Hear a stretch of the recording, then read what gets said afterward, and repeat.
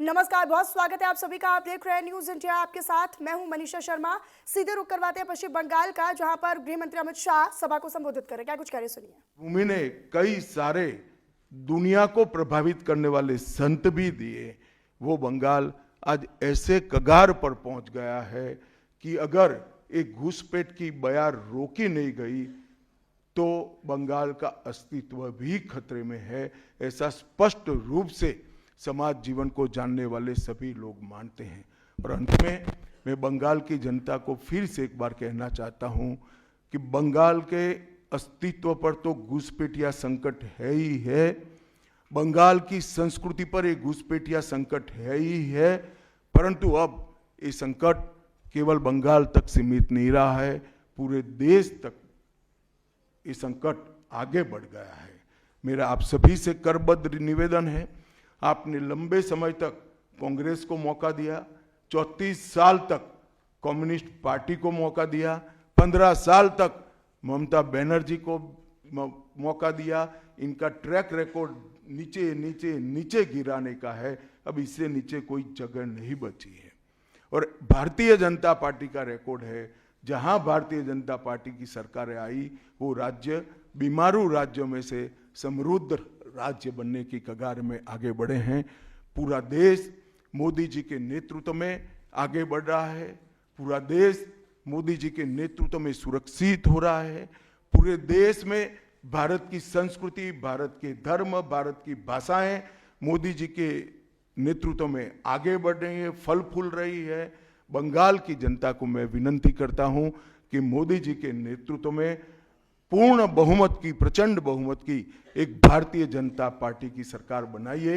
हम कवि गुरु की कल्पना का, विवेकानंद की कल्पना का, बंकिम बाबू की कल्पना का बंगाल बनाएंगे, सोनार बांग्ला बनाएंगे और निश्चित रूप से काम भारतीय जनता पार्टी की सरकार ही कर सकती है, ऐसा मेरा विश्वास है।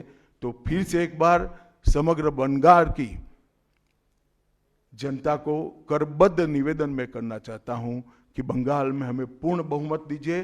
बंगाल और पूरी भारत को सुरक्षित करने के लिए ये चुनाव में बाकी सारी चीजें छोड़कर भारतीय जनता पार्टी को जिताने का काम करिए। धन्यवाद। कौन बोलते जाओ नाम भाई, आनंद कोई जल्दबाजी मत करना, मैं समय लेकर आया हूं, आराम से बात करूंगा। राजू चक्रवर्ती बर्तमान।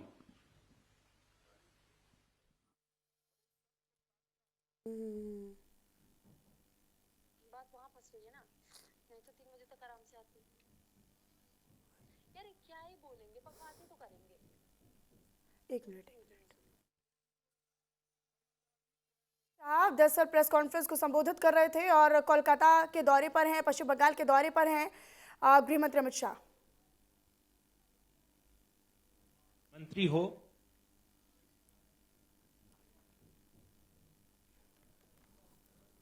जो भी है पार्टी या फिर एडमिनिस्ट्रेशन में, वो 75 साल हो गया, उसको अपने आप वानप्रस्थ में जाना चाहिए।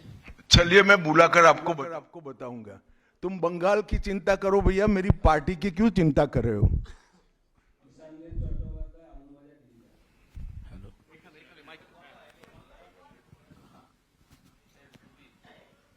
Amit ji, there is anxiety among the Motua communities regarding the papers and documents to be produced in the SIR process. And would you like to consider anything so that they can get rid of their anxiety? मतुआओं को डरने की कोई जरूरत नहीं है। ये Bharatiya Janata party का वादा है। जो शरणार्थी बंगाल में आए हैं वो भारत के नागरिक है, इनका कोई नुकसान नहीं कर सकता, ममता बनर्जी भी नहीं कर सकती। Amit ji, this is Atri Mitra from Indian Express. पिछले कई इलेक्शन में हम लोग देखे हैं कि your ground level organisation was failed to dominate in the day of election with TMC. So is your organization is ready for now in 2020? आपने ध्यान से नहीं देखा है। मैंने इसीलिए पहले भाजपा की विकास यात्रा, भारतीय जनता पार्टी की विकास यात्रा बनाई। हम 3 सीट पर थे, 77 पर पहुंचे हैं और 77 से अब एज अ मुख्य विरोध पक्ष हमारा अधिकार है कि विफल सरकार को उखाड़कर हमें जनता शासन देगी। हम 77 सीट पर ऐसे नहीं पहुंच सकते, 18 सीटें ऐसे नहीं जीत सकते हैं। हमारा काम बूथ तक पहुंच चुका है, इसी के कारण हमें सफलता मिली है। कृष्णजीत बख्शी, दूरदर्शन। आप विकास की बात कर रहे थे। हम अलग अलग शहर में जब मेट्रो की बात करते हैं तो हम मेट्रो की सूचना घोषणा देख। तो गृह मंत्री अमित शाह को आप सुन रहे थे प्रेस कॉन्फ्रेंस में। अब वो पत्रकारों के सवालों का जवाब दे रहे हैं और यहाँ पर उन्होंने कई बातों का जिक्र भी किया।